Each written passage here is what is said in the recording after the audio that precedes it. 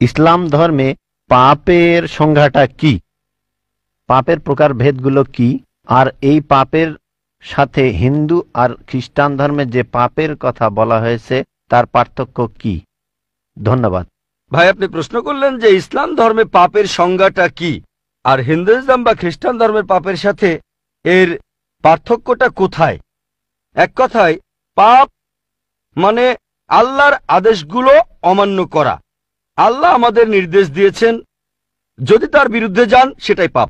যেমন ধরেন, আল্লাহ তাআলা বলেছেন তোমরা প্রার্থনা করো, যদি প্রার্থনা না করেন তাহলে পাপ করছেন। আল্লাহ তাআলা বলেছেন তোমরা মদ খেও না, যদি মদ খান তাহলে পাপ করছেন। তাহলে আল্লাহ তাআলার আদেশ অমান্য করা, এক কথায় সেটাই পাপ। আর সব ধর্মে পাপের সংজ্ঞাটা এটাই। হিন্দু আর খ্রিস্টান ধর্ম একই কথা বলছে। আশা করি উত্তরটা পেয়েছে।